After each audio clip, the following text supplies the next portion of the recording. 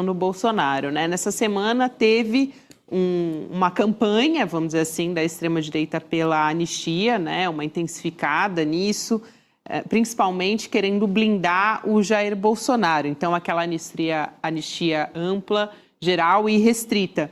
E o deputado Paulinho da Força, aquele que apareceu naquele vídeo, né, Rodrigo? Com o Temer e o Aécio. Com o Temer e o Aécio Neves, voltou o relator do projeto da dosimetria, tentando uma articulação. Olha aí, a gente está vendo o vídeo aí na tela. Era a tal da anistia light, né, Rodrigo, que eles queriam fazer.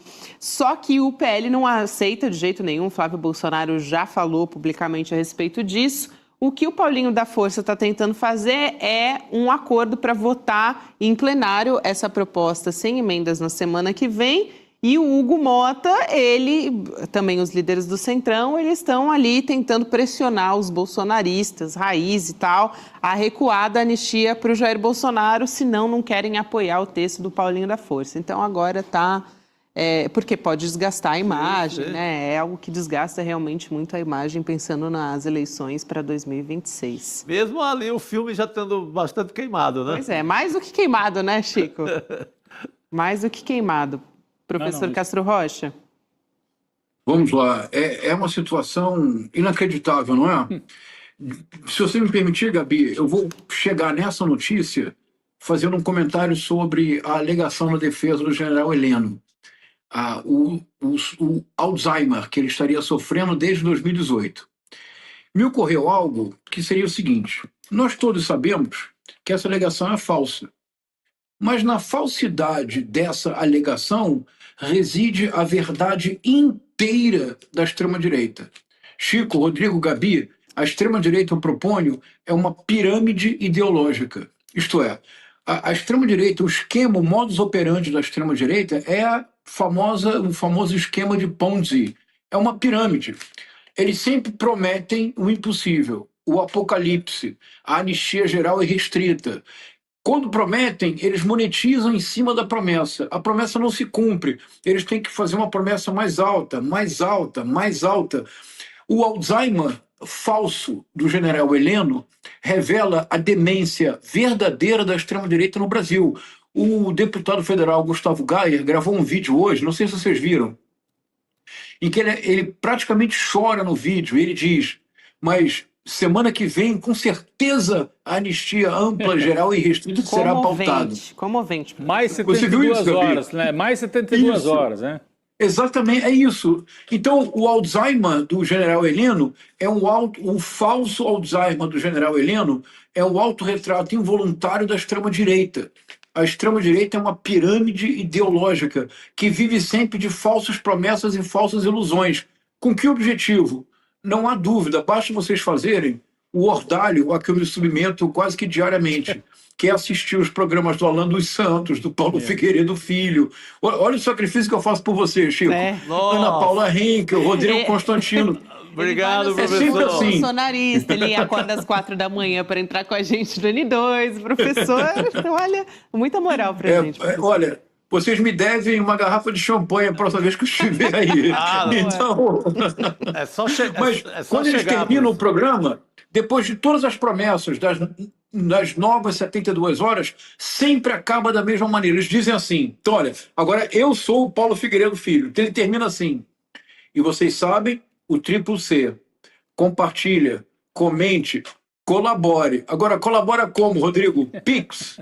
Apoie-se, cadastre-se, financie-me. Então, é uma pirâmide ideológica cuja finalidade, de fato, é a monetização.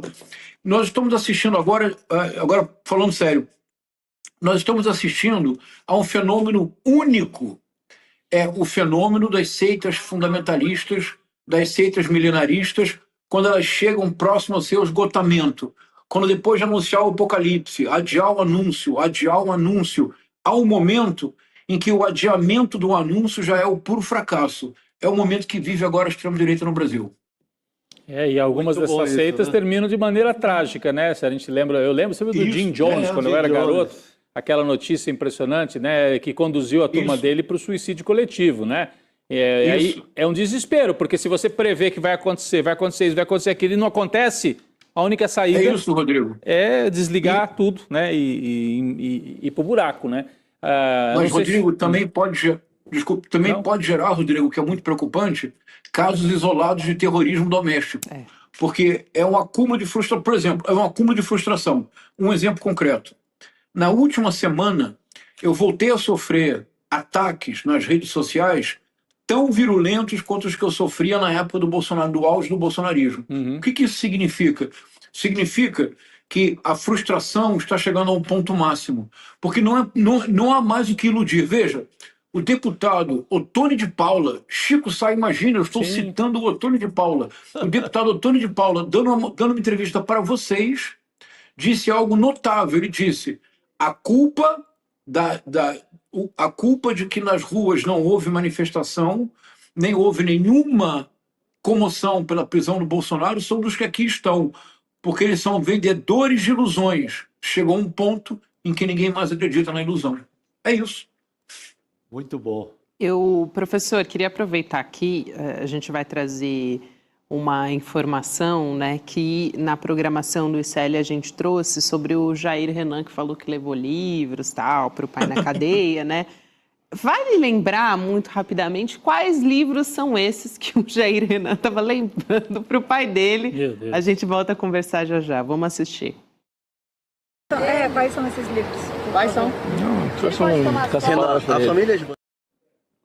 Quais são os livros? Eu Caça-Palavra? Todos no Caça-Palavra. Um coquetel, sabe aquela... mais naquele patamar do picolé, que é o primeiro nível, né? Isso me lembra o Sérgio Moro, quando foi dar entrevista para o Pedro Bial e falou que gostava muito de ler. E o Bial falou, o quê? Biografias. Qual foi a última que você leu? Não lembro. Não lembro. É isso aí. Gosta tanto que não lembra, né, Rodrigo? É um branco. Aliás, o presidente Lula, quando estava preso, foi noticiado, né, que ele lia muito livro e tal. Ele leu mais de 40 livros nesse período em que ele estava preso. Agora, professor, acabou de sair uma reportagem na coluna da Mônica Bergamo sobre a defesa do Jair Bolsonaro, que ingressou no Supremo Tribunal Federal com embargos infringentes, pedindo que o voto do Luiz Fux prevaleça. O ministro Luiz Fux declarou, né, no voto dele a nulidade da ação penal e, no mérito, ele absolveu o ex-presidente Bolsonaro. Mas a gente lembra aqui que esse argumento dos advogados é algo que está um tanto quanto pacificado já no Supremo Tribunal Federal. A gente conversou com diversos advogados e juristas aqui no ICL que disseram que o Alexandre de Moraes provavelmente vai dizer: não cabem embargos infringentes. E a história segue como já está. Provavelmente vai ser isso, né? Provavelmente vai ser isso. Os próprios advogados, por exemplo, o advogado do... Como é o nome do Felipe Martins? O nome dele é um nome estranhíssimo, é Jeffrey Checchini, não é isso? Checchini, né? Checchini. Obrigado. Checchini. Eu não sei, eu assisto o julgamento. Esse senhor, no tribunal, no Supremo Tribunal Federal, ele se comporta como se estivesse num TikTok.